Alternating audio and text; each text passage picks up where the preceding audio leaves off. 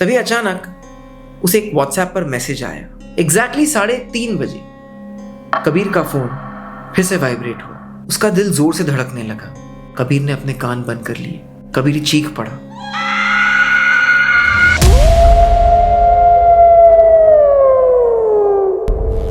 कौन है? Typing.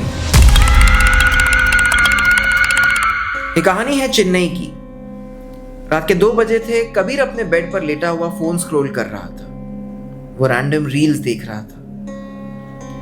Room में बस सीलिंग का फैन चालू था, उसकी आवाज आ रही। तभी अचानक उसे एक व्हाट्सएप पर मैसेज आया अननोन नंबर से, हाय, और फिर टाइपिंग। कबीर हैरान हो गया। उसके बाद कोई मैसेज नहीं आया, सिर्फ टाइपिंग। उसने चैट ओपन की, स्क्रीन ब्लैंक। अब भी सिर्फ टाइपिंग। तकरीबन 1-2 मिनट के बाद कबीर ने लिखा, Who's this? मैसेज सीन हो गया, पर कोई रिप्लाई नहीं आया। तब भी उसे सिर्फ टाइपिंग ही दिख रहा था। कबीर इरिटेट हो गया। उसने कहा, सो जाओ, बकवास है। ये कहकर उसने नंबर को ब्लॉक कर दिया और अपना फोन साइड में रख दिया। एग्जैक्टली 3:30 बजे कबीर का फोन फिर से वाइब्रेट हुआ। इस बार जैसे ही उसने नाम देखा तो उसका दिल रुक सा गया। मॉम। मैसेज था, कबीर नीचे आ जा, गेट पर हूं। कबीर सीधा बैठ गया। उसकी मां को गुजरे 3 साल हो चुके थे और बचपन से उसके पिताजी नहीं थे। उसने फोन को घूर कर देखा। उसके हाथ कांप रहे थे। उसने रिप्लाई नहीं किया।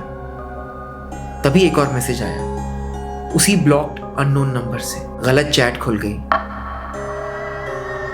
ये देखकर कबीर बहुत डर गया और फिर फौरन अगला मैसेज उसी ब्लॉक नंबर से आया, मैं पहले टाइपिंग करता हूं, फिर आवाज कॉपी करता हूं। कबीर बेड से उठकर दरवाजे की तरफ गया। उसका मेन डोर अंदर से लॉक था। नीचे से एक आवाज आई, सॉफ्ट सी, फेमिलियर सी, कबीर गेट खोल। वही आवाज उसकी मां की थी। कबीर की आंखों में आंसू आ गए, पर पैर पीछे हट गए। उसका फोन फिर से वाइब्रेट हुआ। जो रिस्पॉन्ड करता है वो मुझे परमिशन देता है, इस मैसेज के साथ। कबीर ने डर के बावजूद एक ही वर्ड टाइप कर रिप्लाई किया, स्टॉप। तुरंत टाइपिंग रुक गई। फ्लैट में साइलेंस छा गया। नीचे से भी आवाज आना बंद हो गई। कबीर ने गहरी सांस ली।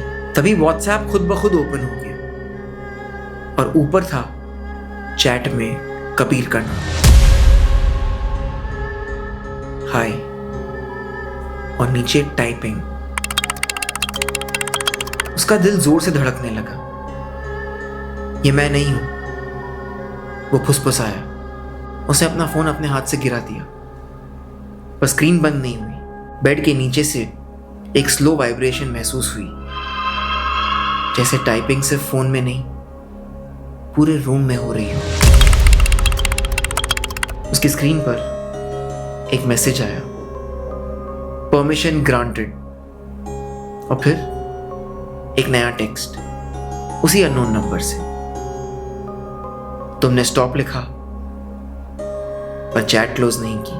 कबीर ने अपने कान बंद कर लिए, आंखें बंद कर ली, पर टाइपिंग की आवाज अब भी आ रही, फोन से नहीं, कबीर के दिमाग से।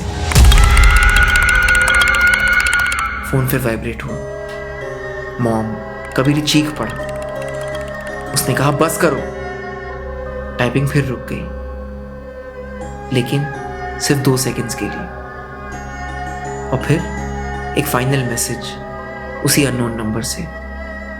जो आवाज पर रिएक्ट करता है, उसका चेहरा यूज करना बहुत आसान होता है। अब रूम का टेम्परेचर अचानक ठंडा हो गया। कबीर ने महसूस किया वो अकेला नहीं था। उसके कान के बिल्कुल पास एक आवाज आई, बिल्कुल उसकी माँ की आवाज। कबीर। फोन उठा। कबीर ने अपनी आंखें खोली। फोन उसके हाथ में ही था। उसे याद ही नहीं कब उसने फोन उठाया। व्हाट्सएप ओपन था और अब एक नया ग्रुप बना हुआ था। ग्रुप का नाम हैप्पी फैमिली और उसके मेंबर्स थे मॉम, डैड और कबीर। तीनों के नाम के सामने लिखा हुआ आ रहा था टाइपिंग। कबीर को यह देखकर शॉक लग गया। वो सारे मैसेजेस खुद नहीं लिख रहा था, उसके हाथ बस मूव कर रहे थे। उसके अकाउंट से लास्ट मैसेज सेंड हुआ, गेट खोल रहा हूं। अगले दिन सुबह बिल्डिंग के वॉचमैन ने देखा मेन गेट खुला हुआ था और कबीर बाहर खड़ा हुआ था, एक ब्लैंक स्माइल के साथ आसमान को देख रहा था। उसके फोन स्क्रीन पर सिर्फ एक चीज चल रही थी, टाइपिंग। वॉचमैन ने उसे डर कर पूछा, बेटा ठीक तो हो? कबीर ने धीरे से सर उठाया और उसके मुंह से उसकी मां की आवाज निकली, हाँ अब हम कंप्लीट हैं।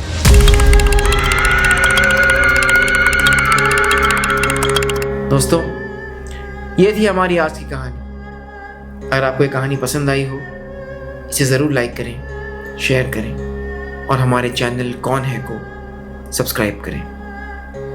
हम बहुत जल्द मिलेंगे एक ऐसी ही इंगेजिंग और डार्क कहानी के साथ। तब तक के लिए गुड बाय।